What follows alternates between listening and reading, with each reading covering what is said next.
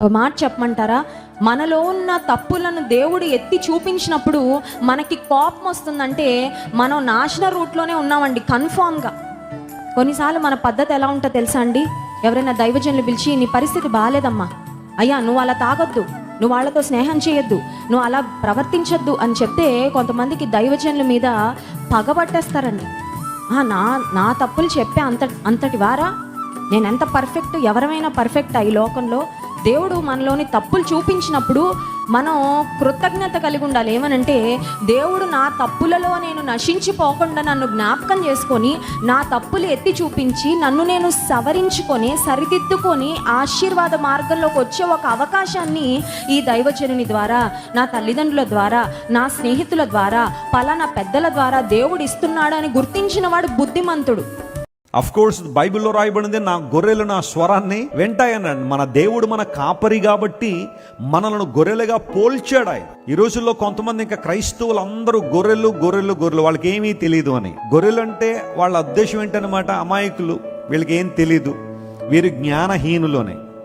అలాంటోడు ఒక్కసారి Google open చేసి నువ్వు వాడుతున్న ప్రతి వస్తువు ఎవడు కనిపెట్టాడు ఒక్కసారి పరిశీలన చేయను. నువ్వు వాడుతున్న ప్రతి వస్తువు ఎవరు కనిపెట్టారని ఒకసారి ప్రశ్నించు. నువ్వు గొర్రెలను అపహాస్యం చేస్తున్న వాళ్ళే కదా అవన్నీ కనిపెట్టింది. నువ్వు వాడుతున్న ఫోన్ వాళ్ళు కనిపెట్టింది, ఇంటర్నెట్ వాళ్ళు తీసుకొచ్చింది, కంప్యూటర్ వాళ్ళు కనిపెట్టింది, నువ్వు వాడుతున్న మందుల దగ్గర నుండి ఆఖరికి బాల్ పాయింట్ పిన్ను దాకా వాళ్ళు కనిపెట్టిందే. అంత కనిపెట్టినవన్నీ వాడుకుంటూ వాళ్ళు గొర్రెలను అమాయకులుగా వాడుతున్నావు అంటే అసలు గొర్రె ఎవరు? నువ్వు కదా, అమాయకుడు నువ్వు కదా. గొర్రెలను ఏ సందర్భంలో ఉపయోగించారంటే ఆ కాపరి స్వరాన్ని మాత్రమే వింటాయి.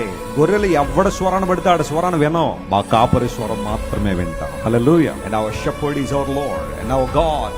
మా దేవుడే మా కాపరి, మా ప్రభు, ఆయన స్వరాన్ని మాత్రమే వింటాం. కాబట్టి of course you are the sheep of God. అలా అని చెప్పి ప్రపంచానికి హాని చేసే గొర్రెలు కాదు ఇవి. ప్రపంచాన్ని కుల వ్యవస్థతో అణిచివేసే గొర్రెలు కాదు, మనుషుల మధ్య డిస్క్రిమినేషన్ తీసుకొచ్చిన గొర్రెలు కాదు, మనుషులను అనగద్రొక్కేసిన గొర్రెలు కాదు, దోచుకున్న గొర్రెలు కాదు ఇవి. దేవుని బిడ్డలు ప్రపంచానికి ఎప్పుడు దీవెనకరంగానే ఉంటారు. హల్లెలూయా.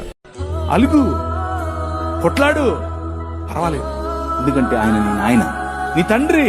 నాయనా ఏంటిది అని చాలు. నువ్వు గొప్ప గొప్ప ఫ్లవరీ లాంగ్వేజ్ మాట్లాడక్కర్లేదు, ఆయనకు అదంతా అవసరం లేదు. నువ్వు పల్టీలు కొడితే, నువ్వు ఉపవాసం ఉంటే, నువ్వు ఏదో చేస్తే ఆయన నీకు ఇస్తాడు. Your God did not leave you. నా తండ్రి నీవే, నా దేవుడవు నీవే, నా తండ్రి నీవే, నీవే. ఈ రోజుల్లో చాలా మంది దైవజనులు ప్రార్థిస్తున్నప్పుడు మనుషులు కింద పడిపోతున్నారు. దానికి బైబిల్లో ఆధారం ఉందా అన్న విషయాన్ని కొంచెం తెలియజేస్తారా? ఈ ప్రశ్న ఇప్పటికి దాదాపు 50 మంది అడిగారు నన్ను. దీనికి ఒక్కటే సింపుల్ ఆన్సర్ ఉంది. ఒకసారి పౌలు గారు మాట్లాడుతూ ఉంటే ఆ కిటికీలో కూర్చొని ఉన్నాడు ఐతుకు అని ఒకడు. వాడు కింద పడిపోయి చచ్చిపోయాడు. అప్పుడు పౌలు వెళ్ళి అతన్ని లేపాడు. అంటే అతడు పడిపోతే పౌలు లేపాడు, కానీ పడగొట్టి లేపలేదు కదా. ఎవడన్నా పడిపోతే వాడిని లేవనెత్తాడు. దురాత్మ పట్టిన వాడు కింద పడతాడు, కానీ మామూలు విశ్వాసి ఎందుకు కింద పడతాడు? ఇప్పుడు ఏంటంటే అతన్ని కింద పడగొట్టి లేపడము అనే ఉద్యమం కొంతకాలం కిందట ఆరంభమైంది. అది ఏంటంటే పడగొడితే నాలో దేవుని శక్తి ఉన్నది అని. పడగొట్టడంలో లేదు దేవుని శక్తి, పడిపోయిన వాడిని లేపడంలో ఉన్నది దేవుని శక్తి. ఒకవేళ నీవు పడిపోతే నేను వచ్చి లే అని లేపుతా. పేతురత్త జ్వరంతో పడి ఉన్నది, అవునా? అంతేగాని యేసు ప్రభు వచ్చి ఓ పేతురత్త నీవు పడిపోమ్ము అని పడిపోయిన తర్వాత లెమ్ము అని అనలా. అంచేత ఆమె అప్పటికే పడిపోయింది. పడిపోతే ఆయన చేయిచ్చి లే అని అన్నారు, అంటే లేచి. బైబిల్ అంతటా కూడా యేసు ప్రభు పడిపోయిన వారిని లేపడానికి వచ్చినట్టే చెప్పబడింది. చచ్చినోడను బ్రతికించడానికి వచ్చాడు. అంతేగాని చచ్చిందాక ఎందుకు ఇప్పుడే నేను చంపుతా ఇప్పుడే బతికిస్తానంటే. యూట్యూబ్ని తెలుగులో అనండి.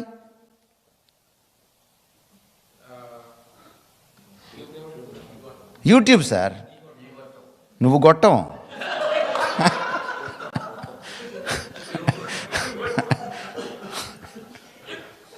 గొట్టం బతుకులు. మరి గొట్టంగాళ్ళు మాట్లాడితే ఏమొస్తుంది? సగానికి సగం యూట్యూబ్లో ఈ గొట్టం బోధే. అండ్ మన వాళ్ళు అవి వినడం. ఇది చదవడానికి టైం ఉండదు అసలు. ఒక ఆయన తర్వాత ఇంకొక ఆయన వస్తాడు. మొన్న ఒక సిస్టర్ చెప్తున్నారు, అది ఒకటి చూస్తుంటే ఇంకోటి వచ్చేస్తుంది బ్రదర్, ఏం చేస్తాం అంటుందన్నమాట.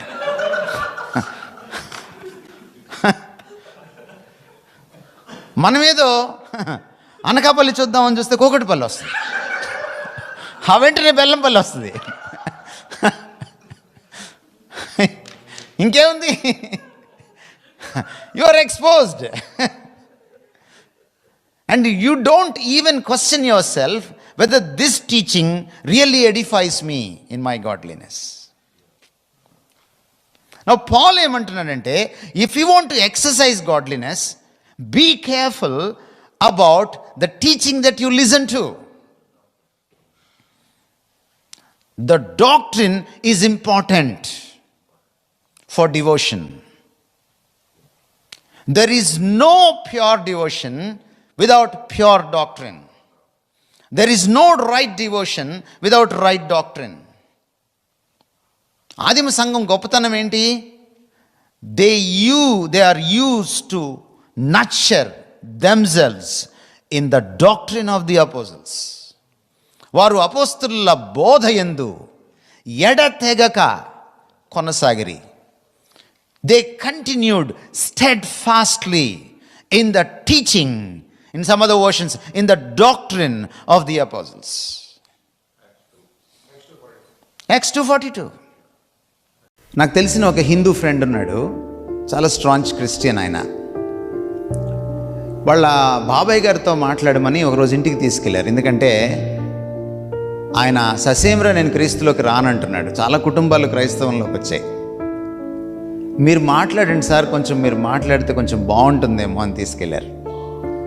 ఆయనతో చాలాసేపు మాట్లాడుతూ ఉన్నప్పుడు ఆయన కొంచెం కోపంగానే ఉన్నారు. ఎందుకంటే వాళ్ళ అబ్బాయి మారాడు, కుటుంబాలన్నీ మారిపోయాయని ఆయనకి చాలా కష్టంగా ఉంది. ఒక రకమైన అక్కస్తో ఉన్నాడు ఆయన. నన్ను చాలాసేపు నేను మాట్లాడిన తర్వాత, ఆయనకు మాట్లాడడానికి ఛాన్స్ వచ్చిన తర్వాత కొంచెం కోపంగానే ఒక ప్రశ్న సూటిగా అడిగాడు నన్ను. మాలో లేనిది మీలో ఉన్నది ఏంటి సార్ అని అడిగాడు. ఎందుకంటే హిందూ మతం చాలా సంపన్నమైన మతం. సంప్రదాయాలు, సంస్కృతి, భాష, మీరు ఏదైనా తీసుకోండి, చాలా సంపన్నత ఉంటుంది అందులో. ఏమి తక్కువ మాకు? మీలోకి రావాల్సిన అవసరం ఏంటి? మాలో లేనిది మీలో ఉన్నదేంటి? అప్పుడు నేను అన్నాను అనమాట, సార్ నేను జవాబు చెప్పచ్చా అని ఆయన పర్మిషన్ అడిగి, ఒక్కటే సార్, హిందూ మతం చాలా గొప్పది, ఇతర మతాలు కూడా చాలా గొప్పవే, కానీ ఒక్కటే ఏమిటంటే క్రీస్తు సార్, అదే డిఫరెన్స్. మీ మతాల్లో ఒక మనిషిని తీసి పక్కన పెడితే, ఒక దేవుణ్ణి తీసి పక్కన పెడితే ఇంకో దేవుడు ఉంటాడు. ఓ పుస్తకాన్ని తీసి పక్కన పెడితే ఇంకో పుస్తకం ఉంటుంది. కానీ ఇక్కడ క్రీస్తుని తీసి పక్కన పెడితే క్రైస్తవం కుప్పకూలిపోతుంది. క్రిస్టియానిటీ అంటే it beats around the person of Christ, the character of Christ, the work that he has done, the finished work of Christ on the cross. సిలువ పైన ఆయన సంపూర్తి చేసినటువంటి ఆ మహాయాగం చుట్టూ, సిలువ వేయబడిన క్రీస్తు అనే ఆ వ్యక్తి చుట్టూ క్రైస్తవం పరిభ్రమిస్తుంది. That's Christianity. ఈరోజు అంత ఓపిక ఉందా?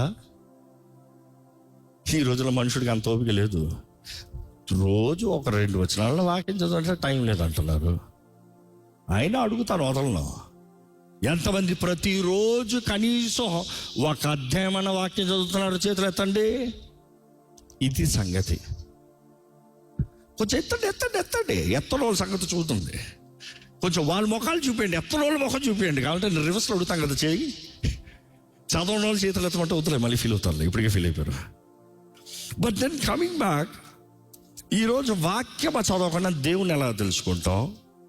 వాక్యము చదవకుండా దేవుని చిత్తం ఎలా చేస్తాం? వాక్యము తెలియంది, దేవుడు తెలియంది, అపవాదిని ఎలా పోరాడతాం? ఈ లోకంలోనే వాక్యం చదువుతా ఇంట్రెస్ట్ లేకపోతే పరలోకానికి వెళ్ళి ఏం చేస్తావు? అర్థమవుతుందా? ఈరోజు చాలా మందికి వాక్యం చదవాలంటే బోరు, ఏం బోరు కాదు. అసలు ప్రపంచంలో ఇప్పుడు నీ బెస్ట్ హిట్ మూవీస్ చూస్తే బ్రెయిన్ హార్ట్ అని కొన్ని మూవీస్ అంటే మెల్ గిబ్సన్ ప్రొడ్యూసర్. ఏం కార్యాలు లేట్ అవుతున్నాయి? అన్యులకు కారు వచ్చింది, నేను కూడా కారు కొనుక్కోవాలని నువ్వు అనుకుంటున్నావు. అన్యులు అమెరికాకి వెళ్ళారు, నేను కూడా అమెరికాకి వెళ్ళాలని నువ్వు కోరుకుంటున్నావు. లేట్ అవుతుంది. ఎందుకు లేట్ అవుతుందంటే, ఇప్పుడు నువ్వు ఒక సర్టిఫికెట్ కోసం అప్లై చేసావు ఇల్లు కట్టుకోవడానికి. మున్సిపాలిటీకి వెళ్ళి లంచం ఇవ్వకూడదు. అప్పుడు నీకు ఎప్పుడు వస్తుంది? సంవత్సరానికి వస్తుంది. అంతే తేడా. నీతి కోసం ఎప్పుడైతే నిలబడతావో విషయాలు జరగవు, లేదా ఆలస్యం అవుతాయి. దాంట్లో ఆశ్చర్యం ఏముంది? నీకు అంతగా ఇష్టం లేకపోతే అడ్డదారి తొక్కు, రేపే వచ్చేస్తాయి అన్నీ రేపే వచ్చేస్తాయి. ఇకపోతే మీరు వాళ్ళు చాలా ఆనందంగా ఉన్నారు, వాళ్ళు ఏం ఆనందంగా లేరు మీరు అనుకుంటున్నారా? మీ భ్రమ అది, వాళ్ళు ఆనందంగా ఉన్నారని. మన దేశంలో ఎలా ఉంటుందంటేనండి, లోపల పచ్చడి మెతుకులు తిరిగినా బయట మనము BMW కారులో తిరుగుతాం. లోపల మనం ఎలాగైనా తినేవ్వండి, ఎలాగైనా ఉండనివ్వండి, పెళ్ళికి వచ్చినప్పుడు బ్రహ్మాండంగా వస్తాం. మనకి ఆస్తిపాస్తులు లేకపోయినా సరే అప్పు చేసి పెళ్ళి, పప్పు కూడా అన్నారు కదా, అప్పు చేసి పప్పు కూడా అని బ్రహ్మాండంగా చేస్తాం. అవి చూసి మీరు ఆనందం అనుకుంటున్నారా? ఏం ఉండదు. మీకు ఈ దేశంలో ఒక సామెత ఉంది, మీకు తెలుసో తెలీదో. కోర్టులో ఓడిపోయినోడు కోర్టులో ఏడుస్తాడు, గెలిచినోడు ఇంటికి వెళ్ళి ఏడుస్తాడని. ఎందుకంటే లాయర్లు వదిలిచ్చేస్తారు. గెలిచిన ఆనందం ఏమి ఉండదు. బయటికి కనిపించేది ఆనందం కాదు. ఈరోజు కష్టాలు వాళ్ళకి ఉన్నాయి, మనకి ఉన్నాయి. అన్యులకి ఉన్నాయి, మనకి ఉన్నాయి. కానీ మనకి కష్టాల మధ్యలో ప్రభు ఉన్నాడు, వాళ్ళకి లేడు. అదే తేడా. సముద్రంలో వెళ్తే వాళ్ళ నావకి తుఫాన్ వస్తుంది, మన నావకి తుఫాన్ వస్తుంది. మన నావలో ప్రభు ఉన్నాడు. అది క్రైస్తవం యొక్క ప్రత్యేకత. ఓల్డ్ సండే స్కూల్ సాంగ్ ఒకటి ఉండేది, with Christ in the vessel I can smile at the small storm as I go sailing home. నేను ఇంటికి వెళ్తూ ఉంటే, సముద్రయానం చేస్తూ ఉంటే నాకు తుఫాన్ ఎదురొచ్చింది, నా నావలో క్రీస్తు ఉండగా నేను ఎంతటి తుఫాన్నైనా చూసి నవ్వేస్తాను. ఇది క్రైస్తవం. నావ అందరికీ ఒకటే, సముద్రం అందరికీ ఒకటే, తుఫాను అందరికీ ఒకటే. కానీ ఒకటే తేడా, క్రీస్తు నావలో ఉండడం, ఆ ఎదుర్కోవడంలో తేడా ఉంటుంది. ఇది క్రైస్తవ్యానికి అన్యత్వానికి ఉన్న తేడా. ఎప్పుడు కూడా అలా ఫీల్ అవుతుంది. మీరు కులం పాటిస్తారు, అది నీ దేవుణ్ణి అవమానపరచడం. ఎందుకంటే కులం వేరే దేవుడి దగ్గర నుంచి వచ్చింది. ఆ దేవుడు పైన పవిత్రుడు, కింద అపవిత్రుడు. మనం చెప్పలే ఈ విషయం, వాళ్ళే చెప్పారు. ఈ కింద పుట్టిన వాళ్ళందరూ కూడా, పాదాల నుంచి పుట్టిన వాళ్ళందరూ కూడా ఈ పైన పుట్టిన వాళ్ళ అంత పవిత్రులు కాదు. అంటే ఆయన తలకాయ పవిత్రంగా ఉంటుంది, అందులోంచి వచ్చినవాడు చాలా పరమ పవిత్రంగా ఉంటాడు. వాడిది పవిత్రమైన పుట్టుక. ఆయన పాదాల నుంచి పుట్టినోడేమో దరిద్రమైన పుట్టుక. అంటే పాదాలు దరిద్రమనేగా అర్థం, అంతే కదా అర్థం. నేను రాయలే ఆ పుస్తకాన్ని, వారే రాసుకున్నారు. అంటే ఈ దేవుడు పాదాలు కడుక్కోడా? ఈ దేవుడు పాదాలు అశుద్ధమా? తలకాయ శుద్ధమా? ఈ దేవుడు ఆపదమస్తకం శుద్ధమైన వాడు కాదా? మీ దేవుడిని మీరు మీ దేవాలయాలకు వెళ్ళి పాదాలు పూజిస్తారా, తలకాయను పూజిస్తారా? పాదాలని పూజిస్తారు. నీ పద రాజీవములతో అని పాట పాడారు మీరు. మరి పాదాలు పాదపద్మాలు అని అంటున్నారే, అవి పవిత్రమైన పాదపద్మాలు అయితే అందులోంచి పుట్టిన శూద్రులు, అందులోంచి పుట్టిన దళితులు పవిత్రులు కాదా? ఆ దరిద్రమైనటువంటి ఆలోచన మీరు తెచ్చుకున్నారు. ఈ పవిత్రమైన దేవుణ్ణి పూజించే మీరు ఆ దరిద్రమైన ఆలోచన తెచ్చుకొని మీరు క్రైస్తవంలో కలుపుకున్నారు. చూశారు? వాళ్ళని క్షమిస్తాడు దేవుడు, ఎందుకంటే వాళ్ళకి తెలియదు పాపం. కానీ మిమ్మల్ని క్షమించడు దేవుడు. మీకు మ్యూజిక్ ఉంటుంది. చాక్లెట్ సోల్జర్లా ఉండకండి. దేవుని కొరకు అరిగిపోవడానికి, కరిగిపోవడానికి, క్రీస్తు సారూప్యంలో మలచబడడానికి అనుక్షణం నన్ను ఆ చెక్కుతున్నప్పుడు చెక్కకు గనక నొప్పి తెలిసింది అనుకోండి, ఎట్లుంటుంది? అబ్బా అన్నప్పుడు ఎంత ఆదరణ వస్తుందో ఆ నొప్పిలో అబ్బా అన్నోడికే తెలుస్తుంది. అది అందరికీ తెలియదు. ఎందుకంటాడు అబ్బా? అబ్బా అన్నప్పుడు నొప్పి తగ్గినట్టు అనిపిస్తుంది. దేవుని సన్నిధిలో మూలుగులతో, నిట్టూర్పులతో మన సమయం గడపాలి. క్రీస్తు కొరకు పోస్తుండటం, క్రీస్తు కొరకు శ్రమపడటం, ప్రతి అవకాశాన్ని ఉపయోగించుకోవడం. చెరసాల్లో ఉన్న సాక్ష్యం, బస్సులో ఉన్న సాక్ష్యం, ఫ్లైట్లో ఉన్న సాక్ష్యం, ఇంట్లో ఉన్న సాక్ష్యం, వీధిలో ఉన్న సాక్ష్యం, షాప్కి వెళ్ళిన సాక్ష్యం,